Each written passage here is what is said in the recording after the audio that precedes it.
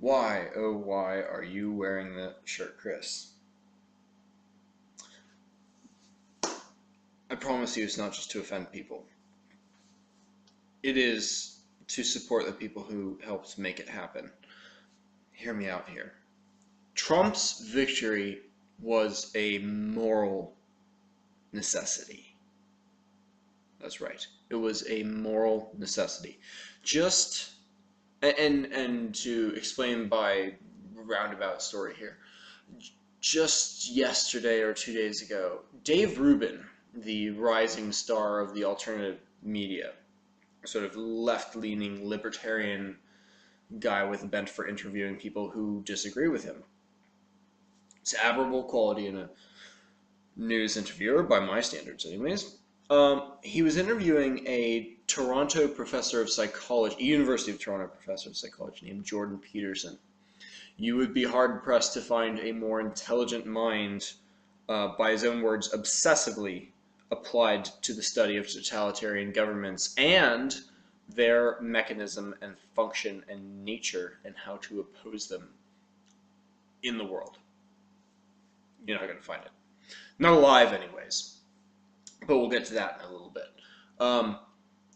And he was talking about the political correctness culture and all these other things that he's been up against. Because if you're not aware of Jordan Peterson, the reason that he's in the news at all is because he is potentially facing fines, firing, maybe jail time. We will see. Because he has stated that he will refuse to comply with a Canadian law that is being discussed, proposed, that would make it a criminal offense to refuse to call someone by their chosen gender pronoun. A criminal offense.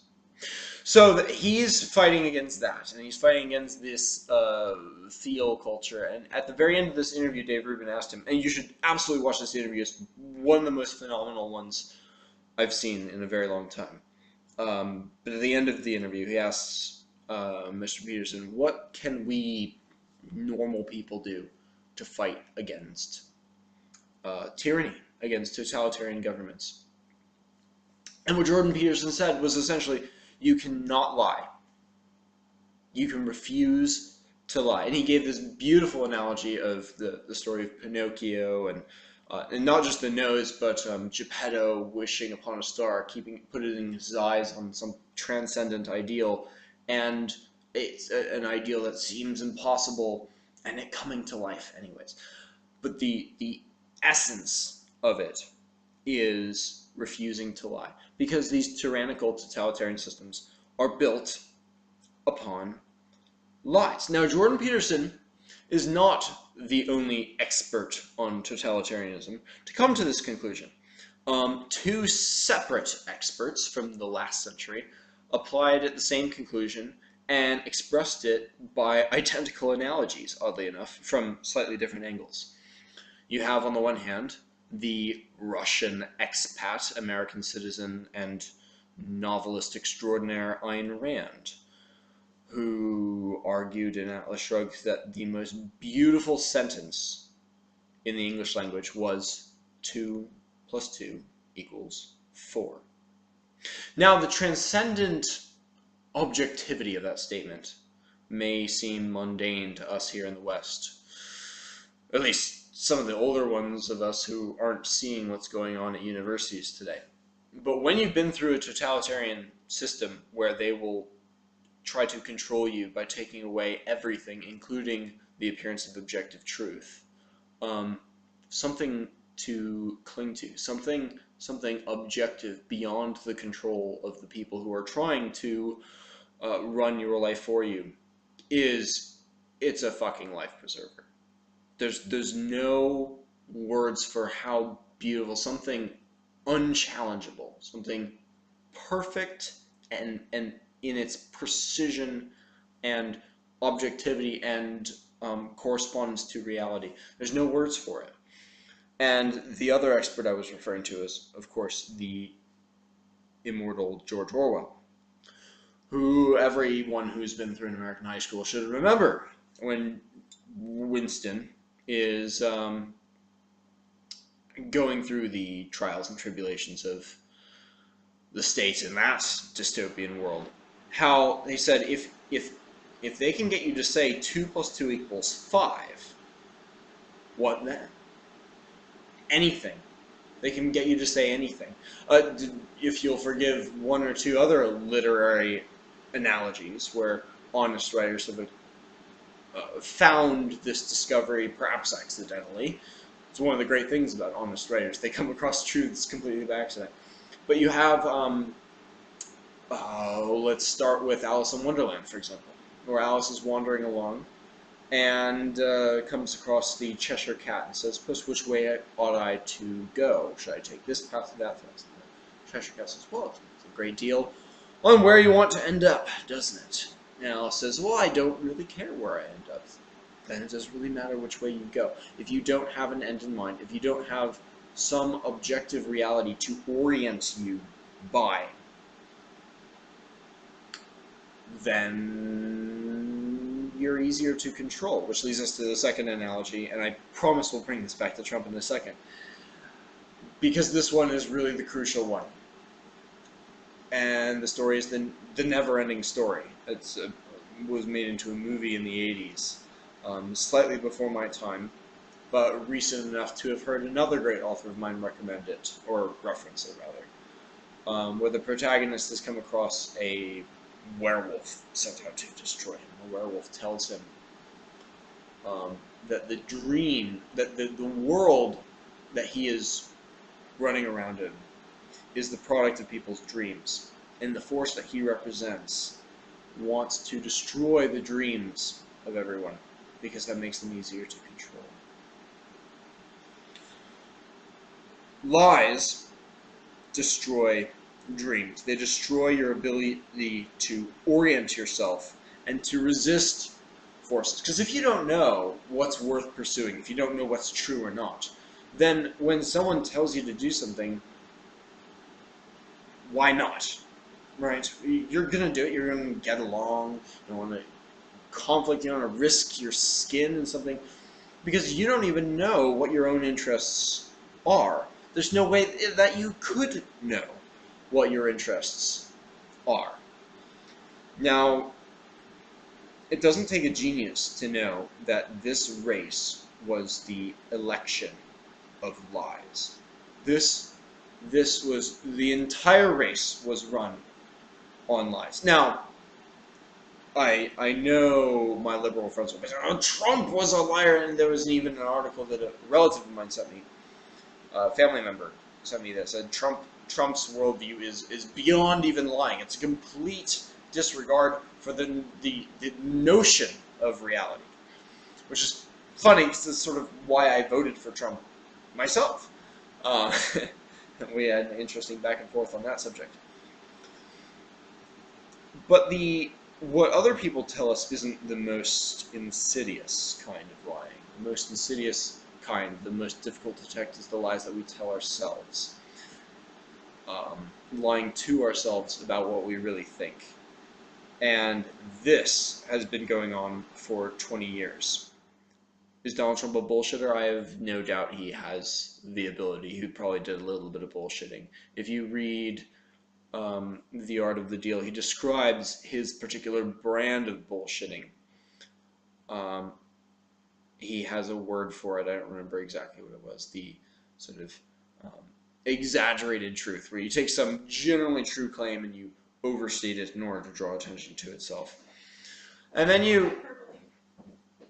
I'm sorry? Truthful hyperbole. Truthful hyperbole, yes. Thank you.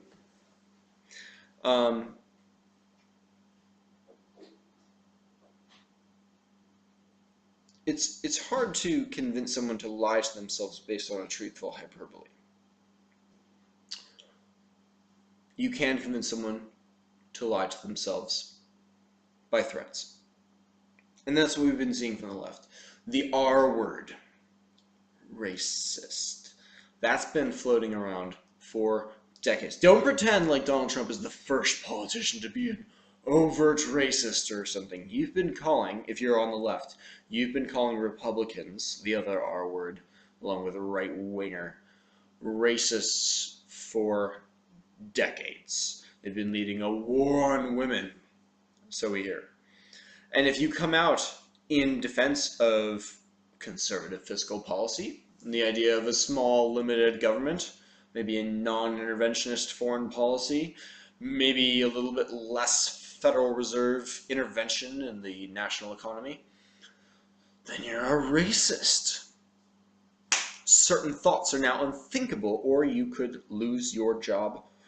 Or worse, if the Democrats got their way, then the United Nations hate speech laws could very well have been implemented in the United States within the next 3 to 4 years. Oopsie daisy, there goes our First Amendment rights, which they're not too keen on, as you can tell by the way that they run the institutions that they are in charge of. See any university in the United States as a case study in that. When I first composed my video for why I was supporting Donald Trump 6-7 months ago, something like that, I said it was because it wasn't anything to do with Trump's policies, but just the fact that he was bringing certain viewpoints that had been taken off the table. So you're a terrible person, you'll be ostracized, you'll lose your job, you're a bad person if you do this. Your life will be materially diminished in some way if you espouse these views. And he brought them back onto the table of legitimacy. Yeah, we should have limited immigration. Perfectly reasonable national policy that we could have. At the very least, whether you agree or disagree with it, something that we could have a discussion about, and that I'm sure we could agree there are positive and negative arguments on. Can we agree on that, at least? We weren't in agreement on that. Not 2 years ago we weren't. If you agreed that we should have a wall, that we should limit immigration, that we should deport people who are here illegally, you were a racist. You had to lie to yourself if you had different opinions than yourself. And who's setting these standards, by the way? Who's setting those standards? You're not. They incentivize citizens violating their own integrity, their own ability to observe, to think, to say what they are observing and thinking and putting together in their own head. A democratic republic cannot stand if its own citizens, who it relies upon to vote, presumably intelligently, for representatives to represent their interests, they aren't allowed to say what's actually on their mind, particularly as it pertains to civic policy. You could disagree with every single policy that Trump has done, as talked about and made plans for implementing, and he would still, you could be a Bernie bro, and Trump would still be a moral necessity to preserve the republic on the grounds of lying alone, on the grounds of letting people not lie to themselves, so they don't have to lie to themselves in order to preserve their own way of life. We can talk all we want about the importance of people being courageous. I'm the first one to say so. But on a large scale, most people are going to fall short of that standard. If you incentivize them to be cowards, they will be. They have been. That's why I left school, because I didn't want to be a coward. Even I would cave, eventually, if the pressure was hard enough. Trump made things thinkable again. Take a moment to grasp how important that is. He made certain thoughts thinkable again. The beauty of Trump is that he's not even a right-winger, really. He's not a conservative. The National Review pointed that out, and they're right. You know, he's a nationalist, but he's not really a conservative. He's not really a right-winger. He's sort of a centrist Democrat. He's what a Democrat would have been in the 1960s. And he's done a great deal of good for anybody who has some independent thought, who doesn't like being told what they have to think or they're a bad person at universities and stuff. If you think the political correctness culture and the totalitarianism that's seeping across our country and has been since the inception of this nation, really. It's always been latently there, but we've done a better job of fighting it off in the past than we were recently. If you think political correctness isn't a big deal, you don't understand political correctness. It is the heart of a free society, is living without political correctness, being able to say these things. We have cultural norms, sure, but there are always exceptions to those things. And if there's some things that you can't challenge,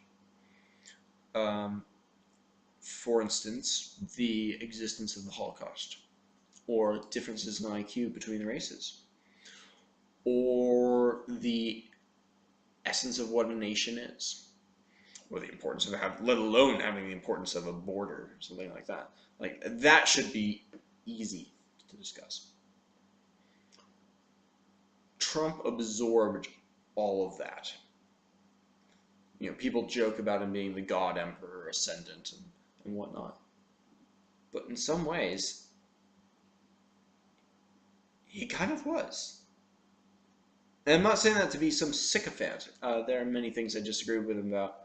And from the moment I began to support him, I was priming myself to turn tail and go in opposition to him once he entered office. That's what us libertarians do. We oppose central authority in all its forms. But he soaked up all of that and grew off that. He fed on it and grew stronger because of it. It's hard to overstate what he has provided for the continued freedom of our republic.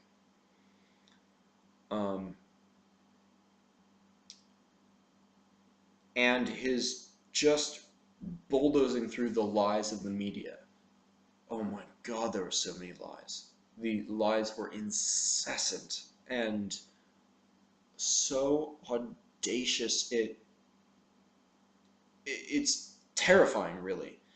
It's like George Orwell and Ayn Rand contemplating someone saying 2 + 2 = 5. It's not just wrong. It's terrifying. It's horrifying. There's no orientation, no reality that you can look to and orient yourself by and hold on to in the face of these people trying to rule your mind. He'll answer some reporter's question. Trump, do you want to make a database full of Muslims? And he'll say, I want to make a database full of everybody. Something I'm personally very much opposed to. But he didn't say a database full of Muslims. He said a database full of everyone. You can go back and look at the goddamn video and see it for yourself. But it gets repeated by everyone in the media. And it gets repeated by people that you know. Intelligent, smart, thinking people saying Trump wants databases full of Muslims. 2 and 2 make 5. What the hell is going on? That is what got defeated this election. I can't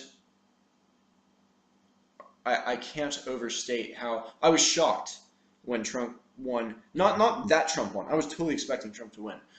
I'm actually a little bit surprised that he didn't win by more. We'll learn more about that soon.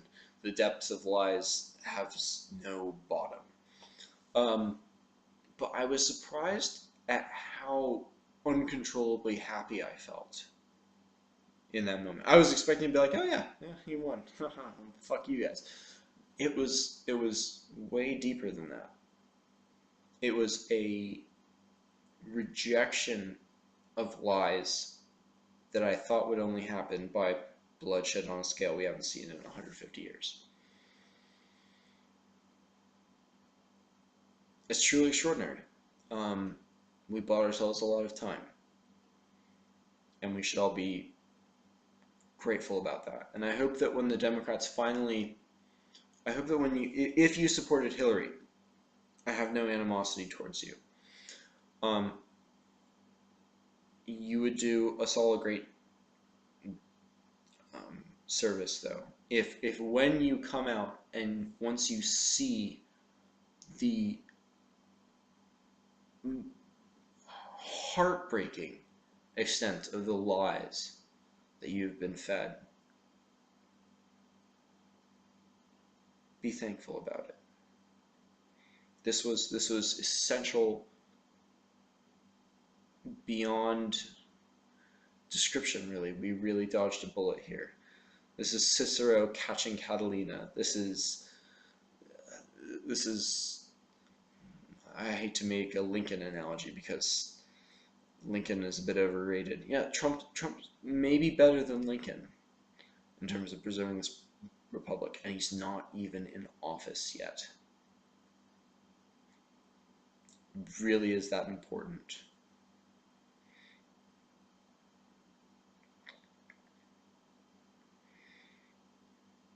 I think I'll end it on that.